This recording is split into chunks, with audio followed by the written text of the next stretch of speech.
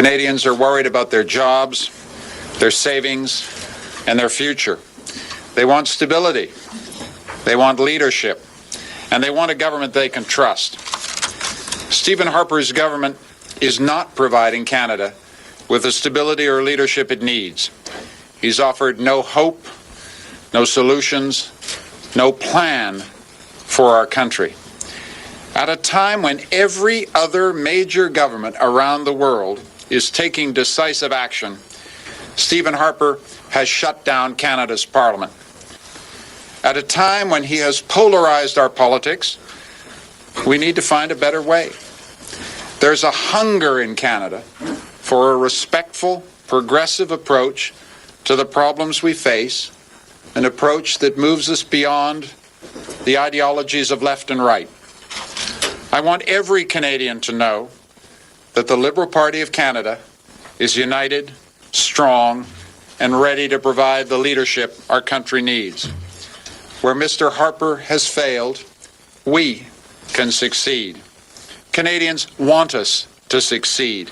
They're engaged and as passionate as never before, and we must not fail them.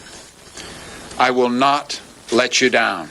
Mr. Ignatieff, I guess the question on a lot of people's mind today is whether the coalition, your MPs seem to be parroting your mantra, coalition if necessary, but not necessarily coalition.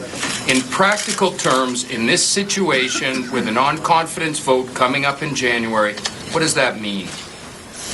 Roger, that means that I told the caucus this morning very clearly, I will vote, I am prepared to vote non-confidence in this government.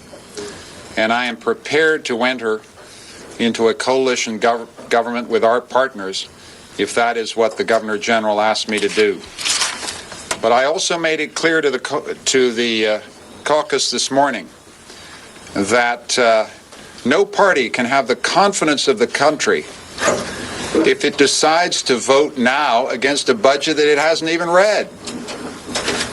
So the ball is in Mr. Harper's court. And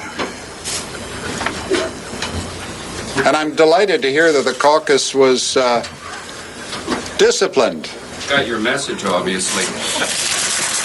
Mr. Ignatieff, what do you make of the Prime Minister's overtures and overtures from other Conservatives asking you and the party to work with them on the budget and on fiscal stimulus measures?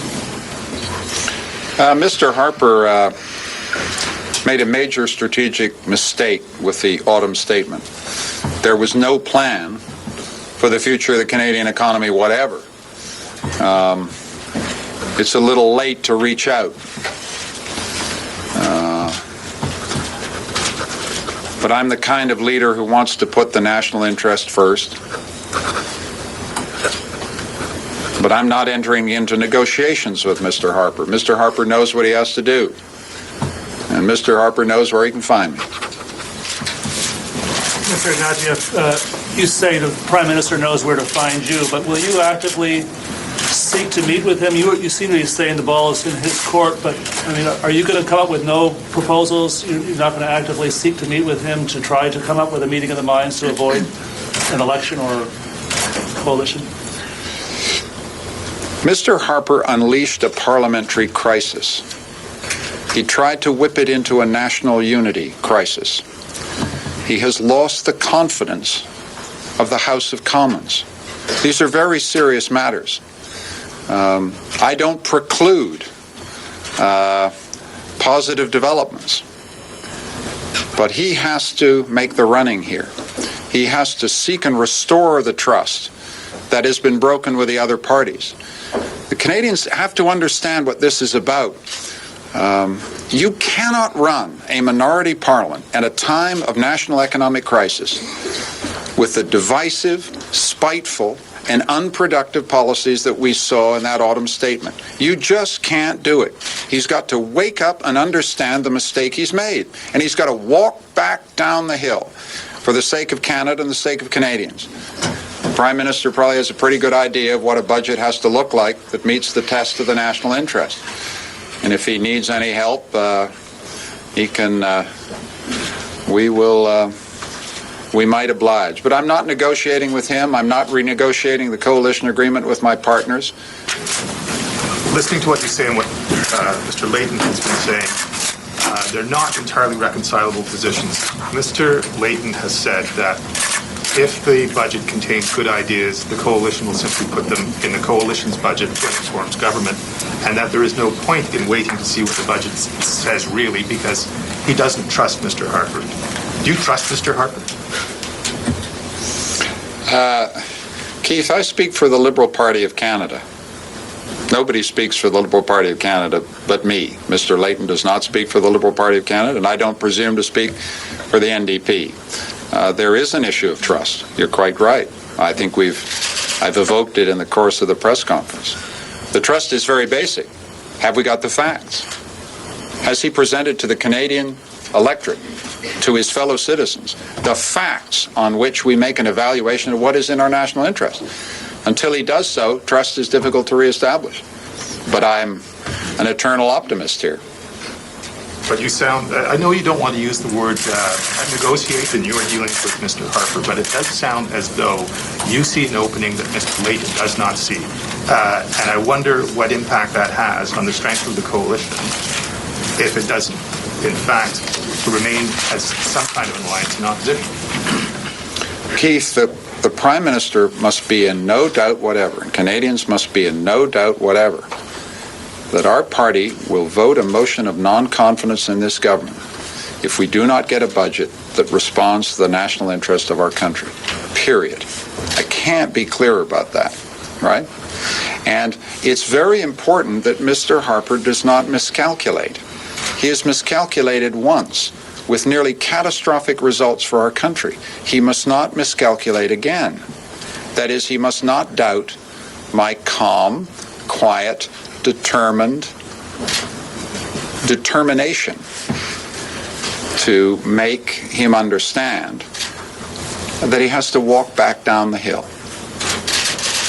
After Mr. Dion took the leadership of the Liberal Party, the Conservatives launched a advertising campaign aimed at discrediting him as a leader. Do you anticipate a similar campaign aimed at you? And if so, how would you intend to respond to it? Would you like me to write the campaign ad? Would that be... I'm always trying to be helpful, you know. Look, the least I can say is that we are in a situation of parliamentary crisis. The Prime Minister of Canada has lost the confidence of the House of Commons. It would seem to me, I don't want to offer the Prime Minister any advice, a very, very serious mistake to engage in partisan attacks against a party leader at this moment. I hope I make myself clear. So what sort of response would you anticipate then? From Mr. Harper? Why don't you ask him? No, from you, if they do launch ads. I'll only say it would be very unwise, because there are things more important than party political gain here. We're in the middle of a parliamentary crisis. It's not conducive to engage in partisan political attacks against me or any other member of House of Commons. Look where it's got him. I think he should walk back. I don't think Canadians are spending a lot of time examining the coalition agreement. What they see is the Liberal Party tied to the left and the farther left, the Three Musketeers. I mean, is that really your road to 24 Sussex, this coalition? Craig, I'm not looking for a road to 24 Sussex. Let that be clear. I'm looking for a road that takes us out of crisis to stable, responsible government in the national interest. But Mr. Harper has to understand the extent and depth of the anger, the justified and righteous anger in the opposition parties at the way we've been treated in this Parliament. He seems to misunderstand the very nature of parliamentary government, and he better start understanding quickly. So I don't mean any disrespect to these other fine gentlemen, but you can vote no confidence as the Liberal Party, so who needs them? Craig, you always ask wonderful questions. Get to the nub of the F. I repeat, it is very important for Mr. Harper to understand that there is a coalition that is prepared, should the Governor General ask us to form a government that offers Canada leadership equal to the crisis that we are going through. Thank you very much. Merci beaucoup, Monsieur Merci. Ignatieff. Merci.